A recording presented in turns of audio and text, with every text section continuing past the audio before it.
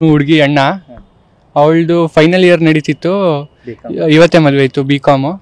So ಅವಳದು ಮುಂದೆ ಭವಿಷ್ಯ ಚೆನ್ನಾಗಿರಲಿ, ಅವಳು ಓದಬೇಕು ಅಂತ ಇಷ್ಟಪಡ್ತಿದ್ಲು. ಆಮೇಲೆ ಇದೇ ಲಾಸ್ಟ್ ಎಕ್ಸಾಮ್ ಆಗಿದೆ, ಒಂದು ವರ್ಷ ವೇಸ್ಟ್ ಆಗಬಾರ್ದು ಅಂತೇಳಿ ಇವತ್ತು ಕರ್ಕೊಂಬಂದು ಎಕ್ಸಾಮ್ ಬರ್ಸಿದ್ವಿ. ಇವಾಗ ಮದುವೆಗೆ ಮತ್ತೆ ವಾಪಸ್ ಹೋಗಿ ರಿಸೆಪ್ಷನ್ ಮಾಡ್ಕೊಬೇಕು. ನಮ್ದು ಹಾಸನ್ನೇ, ಇಲ್ಲ ಹಾಸನ್ ಸಿಟಿಯಲ್ಲೇ. ನಮ್ಮ ತಂದೆ ಹೆಸರು ಕುಮಾರ್, ತಾಯಿ ಹೆಸರು ಅನ್ಸೂಯ ಅಂತ. ನಮ್ಮ ಭಾವನ ಹೆಸರು ಪುಟ್ಟ ಅಂತ. ಅವ್ರು ಏನ್ ಕೆಲಸ ಮಾಡ್ತಾರೆ? ನಮ್ಮ ಅಪ್ಪ ಅಮ್ಮನ.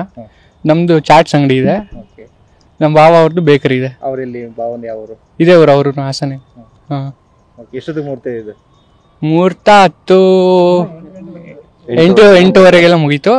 ಆಮೇಲೆ 10 ಎಕ್ಸಾಮ್ ಬರೀಬೇಕು ಅಂತ ಅವಾಗ್ಲೇ ಕರ್ಕೊಂಡ್ ಬಂದ್ವಿ.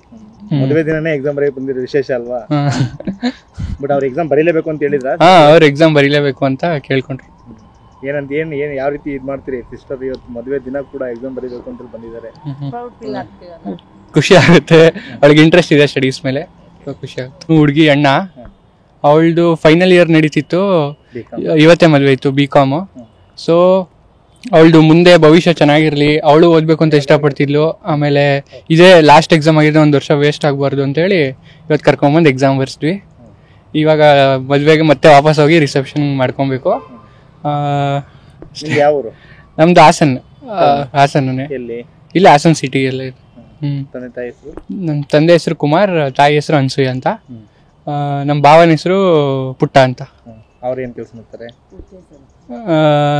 ನಮ್ಮ ಅಪ್ಪ ಅಮ್ಮನ. ನಮ್ದು ಚಾಟ್ಸ್ ಅಂಗಡಿ ಇದೆ. ನಮ್ಮ ಭಾವ ಅವ್ರದ್ದು ಬೇಕರಿ ಇದೆ. ಅವರೆಲ್ಲಿ ಭಾವನ ಯಾವರು? ಇದೇ ಅವರು ಹಾಸನೆ. ಎಷ್ಟೊತ್ತಿಗೆ ಮುಹೂರ್ತ ಇದೆ? ಮುಹೂರ್ತ 8:08ವರೆಗೆಲ್ಲ ಮುಗೀತು. ಆಮೇಲೆ 10 ಎಕ್ಸಾಮ್ ಬರೀಬೇಕು ಅಂತ ಅವಾಗ್ಲೇ ಕರ್ಕೊಂಡ್ ಬಂದ್ವಿ. ಮದುವೆ ದಿನನೇ ಎಕ್ಸಾಮ್ ಬರೀ ಬಂದಿರೋ ವಿಶೇಷ ಅಲ್ವಾ? ಬಟ್ ಅವ್ರು ಎಕ್ಸಾಮ್ ಬರೀಲೇಬೇಕು ಅಂತ ಹೇಳಿದ್ರ? ಅವ್ರು ಎಕ್ಸಾಮ್ ಬರೀಲೇಬೇಕು ಅಂತ ಕೇಳ್ಕೊಂಡ್ರು. ಏನಂತ ಏನ್ ಯಾವ ರೀತಿ ಇದ್ ಮಾಡ್ತೀರಿ? ಸಿಸ್ಟರ್ ಇವತ್ತು ಮದುವೆ ದಿನ ಕೂಡ ಎಕ್ಸಾಮ್ ಬರೀಬೇಕು ಅಂತ ಬಂದಿದ್ದಾರೆ. ಖುಷಿ ಆಗುತ್ತೆ, ಅವಳಿಗೆ ಇಂಟ್ರೆಸ್ಟ್ ಇದೆ ಸ್ಟಡೀಸ್ ಮೇಲೆ, ಖುಷಿ ಆಗುತ್ತೆ.